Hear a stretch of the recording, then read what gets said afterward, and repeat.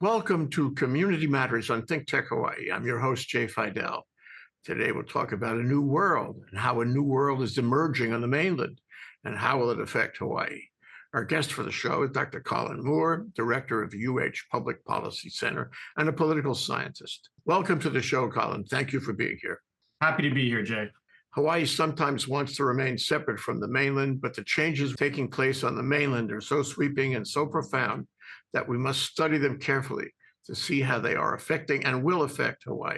So let me ask you in a broad brush question through the lens of a political scientist, who studied at one of the best schools in the country. What's happening? What's going on? What changes are happening? And are they temporary or permanent? Yeah, I think that the changes have come so fast and so quickly that I think it's hard to keep track of them. And of course, many people have said that this is part of the strategy, that you move so quickly that your opponents have a hard time responding.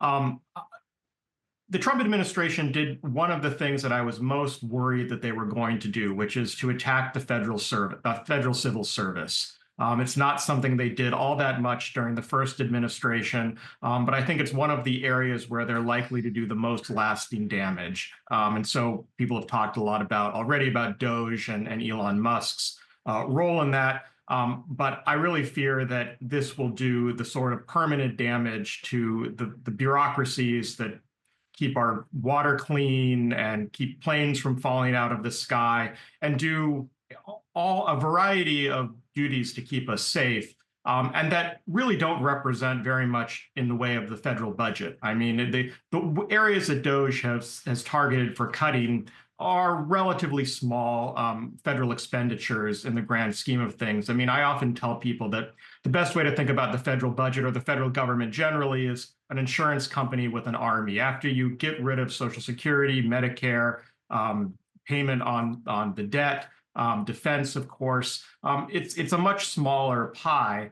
And a lot of the areas where they are cutting are the very areas where the federal service probably provides the most visible services for Americans. And so I think that, they're really at risk of politicizing federal employment, which is something that really has been relatively stable and fairly sacred certainly since World War II. And I think you can see this in the people they've promoted to these positions, the way they've attacked career civil servants. I mean, Kash Patel, who was just confirmed as director of the FBI, is an example of this. I mean, I think it's hard to describe Patel in any other way as a Trump apparatchik. And that's the sort of people that they are appointing, not people who are being elevated to these positions because of any sort of professional experience, even people who might be deeply conservative, right? That's something they tried in the first administration, and Trump decided that the deep state or these more establishment conservative figures, who did have some sense of institutional responsibility and professional ethics, weren't going to listen to him. So they've installed figures like Patel, like Tulsi Gabbard, like Pete Hegseth, who really don't have anywhere near the level of experience that you would expect for someone who's being elevated to the level of, for example, director of the FBI. And they're being put there because they're primarily loyal to Donald Trump and that they are willing to tear apart the agencies that they are expected to lead. I mean, this is something that is also surprising because often, traditional political science would say that no matter who's appointed to be the leader of an agency, they tend to defend that agency, to ask for more funding for that agency. I mean, if they've come through the agency, even as a critic, they tend to, generally believe in the mission of these agencies. But I think, like Elon Musk and DOGE, and like a lot of the political appointees in the various bureaucratic agencies, they see as their mission smashing the deep state that they perceive as being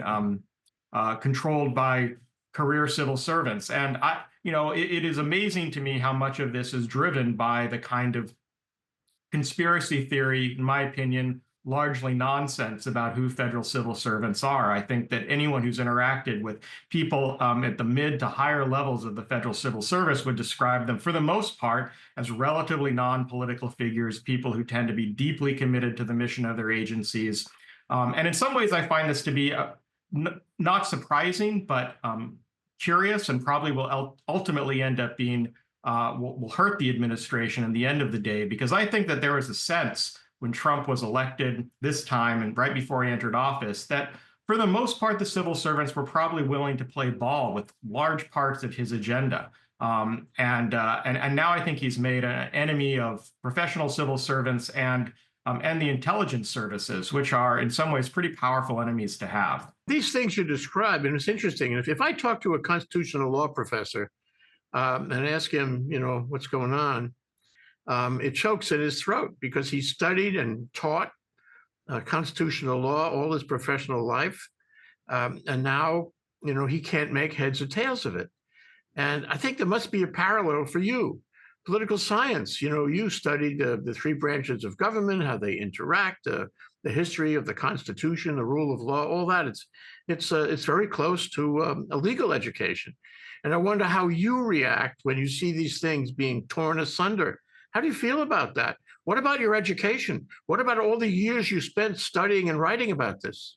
Well, the first administration I felt like didn't affect me in the same way this one has. I mean, I've had quite an emotional reaction to what's been going on. I mean, it has made me pretty physically ill. And that's not something that I felt that often. I mean, I've been an observer of politics for a long time, and I have often felt pretty able to remove myself and just look at it objectively. But I think in this case, it's very hard to see fundamental American institutions being trampled upon. And I don't think that there's any other way you can describe what's going on here. I mean, the creation of capable and strong federal bureaucracies, which is something, one of my primary areas of interest as a scholar, more than Congress or certainly the judiciary, was a long and fraught process. I mean, it's important to remember what the administrative state in this country used to be, and that's really what we're talking about here. That's really where the Trump administration has attacked what they would call the deep state, what I would call the administrative state, but which would commonly just be called the bureaucracy. In the 19th century, the United States was one of the most corrupt places in the world. Bureaucrats from the fourth-class postmaster in rural Indiana all the way up were all summarily dismissed every time there was a new president. It was called the spoils system, a system that pretty much existed from around the time of Andrew Jackson through the Pendleton Act, which was passed in the late 19th century. And then there was a period where it was revised to create more and more civil service protections. But the reason this was done, interestingly enough, and it was primarily sponsored by Republicans, ironically, was because as the United States became an industrialized nation, it became very clear to leaders in the business industry, leaders in industry, that you couldn't operate a sophisticated economy if you had a bureaucracy full of party hacks, which is largely what they were in the 19th century. People who are appointed primarily for their party loyalties. It was a little bit less sinister than I think what Trump is doing. I mean, they were mainly just people who campaigned for the party, and you were expected to give a kickback. Gangs of New York is a great movie about politics in this era. But it was incompetent. It didn't work. We couldn't pass public policies that would keep people safe, that would regulate business. And so we began to develop this professional civil service. And I think that's one thing that has largely been considered sacred as parties have shifted. They've understood, not because they're nice guys necessarily, they've understood that they won't be able to accomplish the policies they want if they don't have people in these public positions who are competent, who can give them good advice, give them good information. That was true for the intelligence services, to the FDA, to pretty much every agency you can imagine. Every administration understood that having competent people in the ranks of the bureaucracy helped you govern the country. And they were, and there's all sorts of regulations about how they remain non-political. And I think nearly every professional civil servant really thinks of that as a sacred duty to provide advice without political judgment. It's something baked in as much as it used to be baked into the military about civilian control. When you terminate all these people, there are a couple of things that come to mind. One is, you're reducing the ability of the federal government to function. Two is you're really scaring the others who weren't terminated. And Right. they have to make a decision as to whether to be loyal to him or not. And of course, they want to keep their jobs. They will be loyal to him. So their commitment changes. And the third thing is, and this came up in the termination of the nuclear workers, you don't know where the guys you terminated went. You may not be able to get them back. And that goes for every agency. It's not clear to me whether the people who were terminated will come back, whether they can be found or not. And it raises the question of whether you can reconstruct what you destroyed. I think that's exactly right. I mean, in many of these cases, people who are in these are unique positions, people who have either trained or worked much of their professional lives to perform these duties. It's not Silicon Valley. It's not running a tech firm where you can lay off a bunch of programmers and then 6 months later hire them back. I mean, that's one of the reasons Silicon Valley works, because there's so many different people who do very similar jobs. That's not true of the federal government. And so I think that you are both, this is going to be self-defeating because you're going to scare people who might tell you the truth and save you from mistakes. I think that's going to become a very big problem for the public and for the administration. And it's going to be very hard to get them back. It's going to be very hard to recruit federal employees moving forward. I can't imagine a business restructuring plan that started out by summarily dismissing every new hire, all of the young, hungry people, and laying them off. I don't think you could find a business school professor in the country who would say that this is the right way to restructure a company. And it's not that Democrats are opposed, or at least I wouldn't be opposed, to a thoughtful way of rethinking the federal government. I think lots of people agree that can happen. It's happened in the past. Al Gore during the Clinton administration worked on this famously. Herbert Hoover worked on it twice, and there was significant restructuring. But this was done in a thoughtful way by people who understood what the bureaucracies were trying to accomplish, which of course is a very different matter than running a private company, and certainly running a private tech company. So I think it's going to do damage for a generation of the federal civil service. I don't think that it's going to be easy to roll back. And the thing that I'm also worried about, and this is the thing that keeps me up at night, is you wouldn't do this if you ever expected not to be in control of the White House ever again. In other words, one of the things that has protected the federal civil service in the past is a thought that, well, I'm not sure that I would want, for example, the Democrats to have this power to dismiss all of the conservatives in the civil service and install their own Democrats, their own liberal activists in all of these positions. And that's often what's kept this in check. In other words, it wasn't just because every administration had some sense that the civil service was sacred. It's that they didn't want their opponents, who they could assume would inevitably take the White House, to have that same power. It's the same thing that's protected the filibuster and other powers of Congress. But Trump doesn't seem to be worried about that. And the only thing I can conclude from that is, well, maybe he doesn't fully understand this, and that may be true. But I also can only assume that there seems to be this sense that he or a successor will remain in control of the White House. So there's no real danger of the same level of power he's granting the president and the sort of new, more sinister version of the spoils system he seems to be ushering in for the federal civil service. That's chilling. So politically, the system that we have all studied in school, the system that you have been a scholar around, is changing. Can it be changed back? It sounds like from what you say, it's not so easy to change it back to the way it was working before. We have a new paradigm in national government, and maybe in the country in general in terms of governing. Is it temporary? Is it permanent? Can it be reversed? Remember, just as we talk about how there are midterms coming up, and it's important to for the Democrats to take control again of the Congress. Well, Donald Trump has the same thought, and he wants to avoid that. So, query: is this permanent or temporary?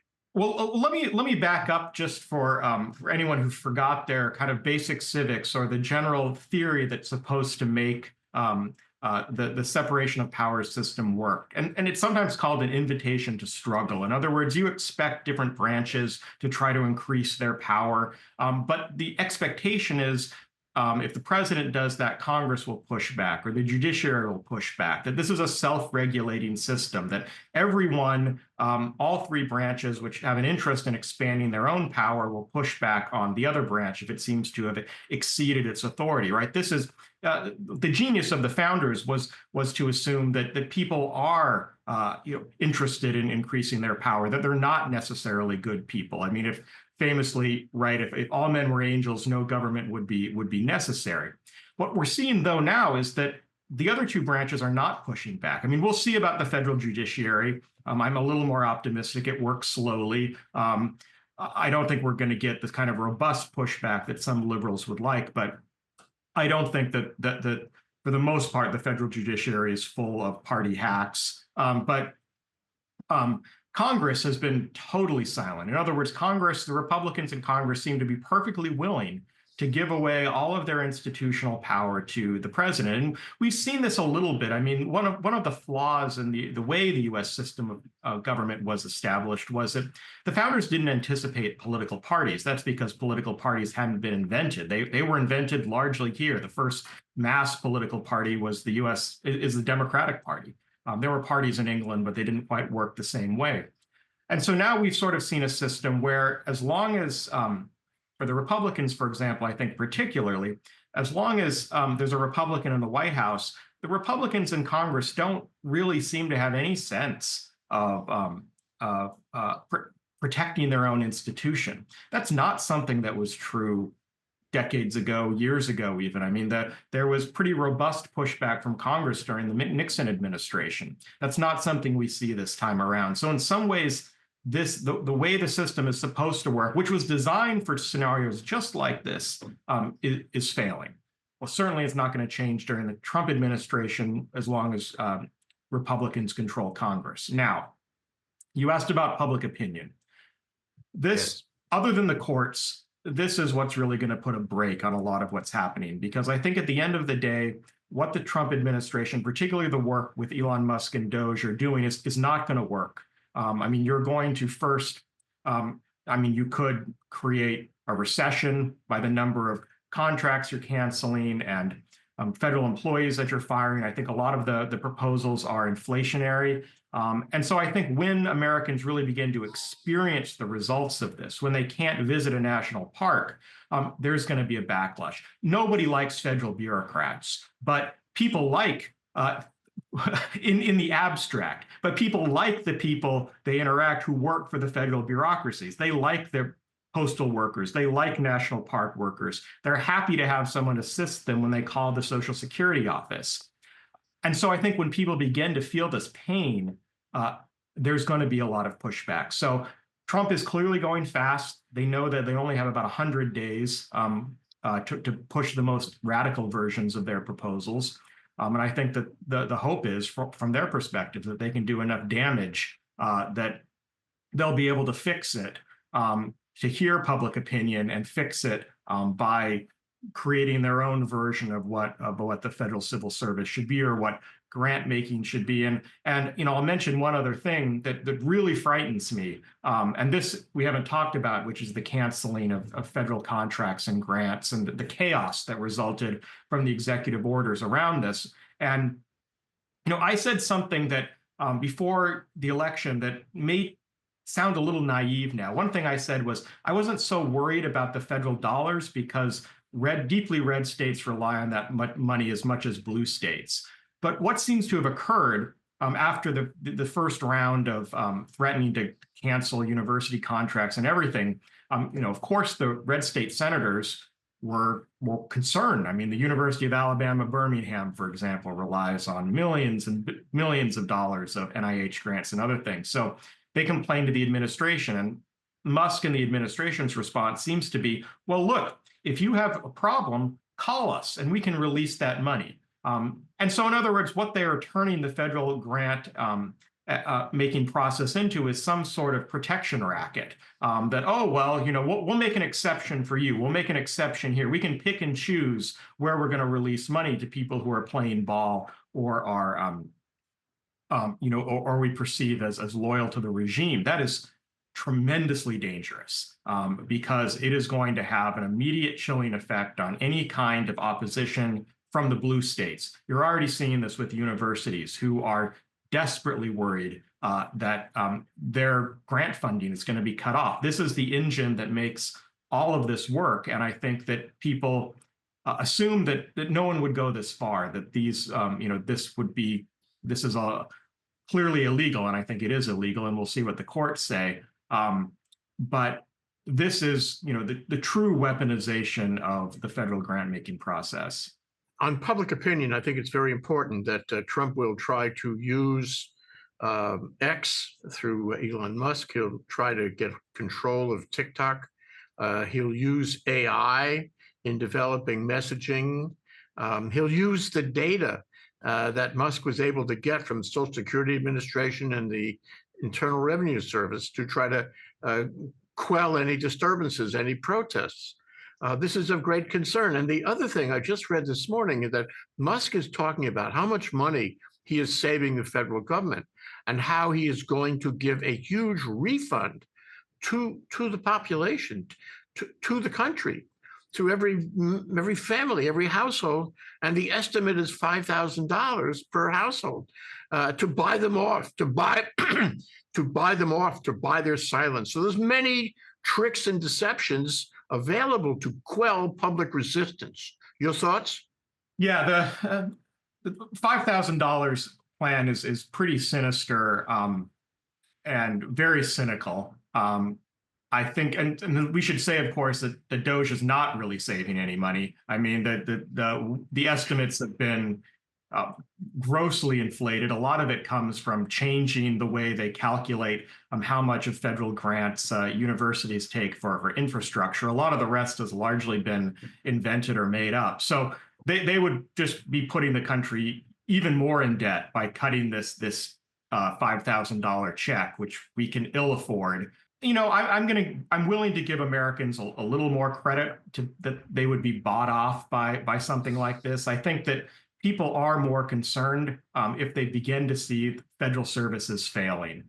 It also would be highly inflationary, more than we saw during COVID, which would ultimately, I think, be self-defeating. But I mean, these are the sort of tactics that you see dictators doing. I mean, this is it's so cynical that I don't think it's going to work, actually. It's so transparent that I don't think it's going to do much to reverse the tide of public opinion if people are getting fired from their jobs. And we forget that it's not just the federal employees who are going to be affected by this. This is going to have huge consequences for communities that rely indirectly on these federal dollars, and the thousands upon thousands of contractors who are employed through private companies who ultimately are dependent on federal spending. So I don't think a $5,000 check is going to make much of a difference. And I don't think that, I ultimately don't think this is going to come to pass. But it is an important illustration of how they're thinking about public opinion and how they think public opinion could be bought. It's important for people to remember that so far, Doge has not saved any money. They haven't identified any real fraud. And to cut a check like this would require a huge amount of deficit spending that would go beyond any level of savings that they could ever discover through government efficiencies. Yeah, it would require legislation too, I think, no? Well, one would think, but there's a lot of things these days that I would have thought would have required legislation that they seem to be doing anyway. The other thing I wanted to ask you about is this isn't happening it's just in a domestic silo, so to speak. It's happening on a global stage. And what he's doing in Israel, what he's doing in Ukraine, has an echo effect all through Europe, all through the Middle East, and for that matter, all through the world.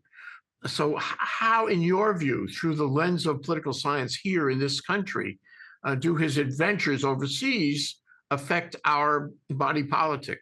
Americans have never been known to be great students of foreign policy. Americans have always been skeptical of foreign aid. That's why they went after USAID first. It was an easy target. But and so I think it will be harder, it will take longer for people to understand the implications of what's going on.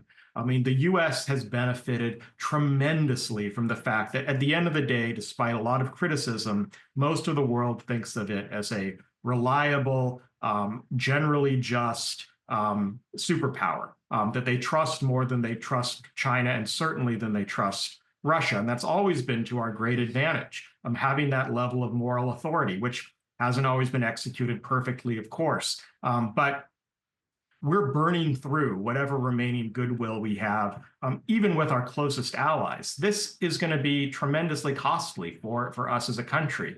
I mean, the U.S. set up a system, and we don't do this necessarily because the United States is full of these magnanimous people. It's because it also gives us a lot of power. Soft power provides an enormous advantage to the United States.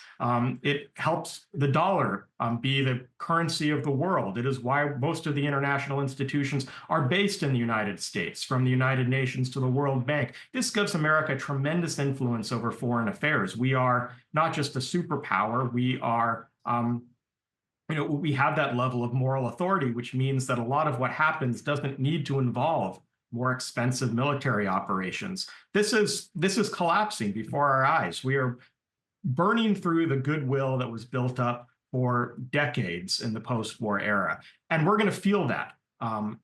Americans aren't going to feel it immediately, but they're going to begin to feel it over the next few years, I'm sure. I mean, and I think it will do tremendous damage to what this country and its people think of itself. I mean, I think that the pride in being seen as as the quote unquote leader of the free world, we are giving that up. And people can tell themselves stories as much as they like, but I think that many Americans understand and will certainly come to understand that abandoning Ukraine, scolding our allies and bizarre, like the vice president of the United States did in Munich, criticisms of their domestic policy is ultimately self-defeating. It will leave us isolated. It will be harder for us to influence world affairs because all of a sudden the U.S. will be just another dangerous superpower like China, like Russia. We won't be an exceptional country anymore. Moving to Hawaii for a moment, Colin. So these things may not be recognized by the man on the street standing at Bishop and King Street downtown. He or she may not think much about it, but there will be effects, will there not, of what is happening in Washington, what is happening around the mainland on life in Hawaii. Can you talk about that? Sure. I mean, Hawaii is very dependent on federal spending, on federal employment. We may be a little bit insulated from some of the cuts because most of our federal employment is through defense, and I think the sort of defense positions that are unlikely to be cut. But there will be tremendous impacts in the money we need for things like climate change resilience, sea level rise adaptation, the research that goes on at the university. I think projects to reinvigorate Hawaiian culture, Hawaiian language, those things are all under threat. And I think that this is a very vulnerable place. I think that the Trump administration would easily use Hawaii as an example to bring a blue state to heel, particularly one that is small, independent, with a relatively hostile congressional delegation. We could be used as an example more easily than California or Washington State or New York State. We will certainly feel the effects of this. Colin, what can we do to moderate those effects? What can we do legislatively? What can we do, on the executive level? What can we do as citizens to try to ameliorate what we know, what is likely to happen as this Trump administration continues. Is there anything we can do, or are we just going to be victims? The state, of course, has started with the lawsuits through our attorney general, who's allied with other attorneys general from Democratic states. That's a part of the original playbook. We're going to continue to see that. As citizens at this stage, and I hate to say this, I'm not sure that there is a whole lot that people can do. I think that the public opinion is going to have to shift a little more. People are going to have to get a little more angry for what I think will eventually end up being some mass protests. But I don't think people are feeling that level of anger quite yet. I think that keeping the pressure up on Congress is an important part of that. But I think that for the most part, Hawaii's congressional delegation are been fierce critics of the president. So I'm not sure there's a whole lot that can be done. I wish I had a better answer. I mean, keep your powder dry is not a satisfactory answer for people who are suffering right now. But in Hawaii, which is a Democratic state with a Democratic congressional delegation, with a governor who's been a fierce critic of the president, I'm not sure that there is a lot that can be done right at this moment. I think that there will be a moment for more dramatic action. But I don't think we've reached that quite yet. Well, we'll have to revisit with you, won't we? We'll have to circle back because things are a moving target. Everything is changing so quickly, as you said. Thank you so much. Colin Moore, Director, UH Public Policy Center and Political Scientist at UH Manoa. I'm Jay Fidell, host of Community Matters. Thank you to our viewers for watching. We'll see you again for the next one soon. Aloha.